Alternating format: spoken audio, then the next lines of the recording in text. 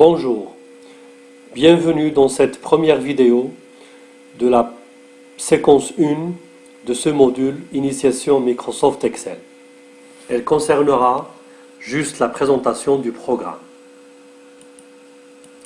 Son contenu donc sera essentiellement un rappel sur le rôle de Excel et la présentation de ce qui va être traité dans ce module. Bonjour, bienvenue dans cette première vidéo de la séquence 1 de l'initiation Microsoft Excel. Elle concernera essentiellement la présentation du programme. Son contenu donc, c'est un petit rappel sur le rôle de Excel et la présentation du contenu du module. Ça veut dire tout ce qu'on va étudier dans ce module. On doit revenir à Excel. Il permet donc toutes les opérations sur les tableaux. On va voir comment créer des tableaux, création de tableaux avec Excel, comment saisir et manipuler des données avec Excel, comment mettre en forme les données avec Excel. Bon, on ne va pas trop insister sur cette question de mise en forme. Vous la découvrirez FTP plus que dans la séance de cours. Utiliser des fonctions dans les calculs parce qu'il y a des calculs qui sont déjà préprogrammés. Il faudrait juste savoir comment les utiliser pour pouvoir profiter des possibilités d'Excel.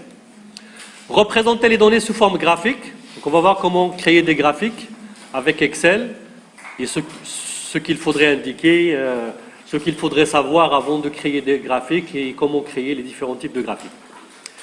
Réaliser des calculs de synthèse, parce qu'à un moment donné, vous auriez de gros tableaux, ou des tableaux de grandes dimensions, et il faudra faire la synthèse, il faudra faire un récapitulatif, il faudra créer des rapports.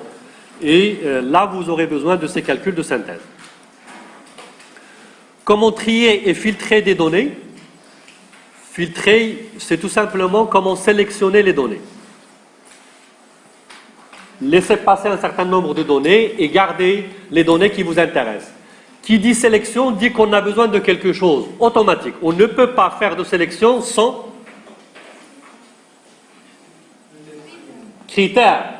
Il faudrait qu'il y ait un critère quelque part. Il faudrait qu'il y ait une base quelque part suivant laquelle on va faire la sélection. Ensuite, il y a la notion de ce qu'on appelle les tableaux croisés dynamiques. C'est tout simplement des tableaux croisés. Des tableaux dans lesquels on va croiser plusieurs variables et essayer de calculer. C'est une généralisation de la synthèse. Vous comprendrez ce que c'est les tableaux croisés dynamiques si vous avez déjà commencé le cours de statistique. Probabilité. Donc là on vous parlera de tableaux croisés qui vont... Bon, lorsque vous auriez déjà compris la notion de variable, on y reviendra et on en parlera. Et en dernier, pratiquement tous les logiciels. Je dis bien pratiquement. Et quand vous disiez tout à l'heure que MATLAB était un langage de programmation, en fait, ce n'est pas un langage. C'est un logiciel, mais qui vous offre à un moment donné d'automatiser un certain nombre d'opérations à l'aide de programmes. Il y a des opérations que vous allez faire toujours de la même manière. Des calculs que vous allez réaliser de manière répétitive. Au lieu, à chaque fois que vous alliez cliquer à différents endroits, vous allez les mettre en bloc et les exécuter en un seul tenant. Donc vous les programmerez une seule fois et vous les réutiliserez à chaque fois que nécessaire. Donc grossièrement, on tournera autour de ça. C'est pour ça que je vous ai dit que ça ne va être qu'une initiation.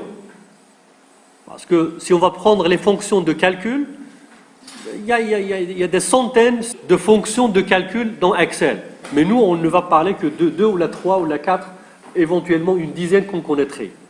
Mais à chaque fois, une fois que vous ayez la logique, une fois que vous ayez compris comment ça fonctionne, à chaque fois que vous ayez besoin d'une fonction particulière, vous serez capable de la chercher et vous serez capable de la manipuler ou de l'exploiter.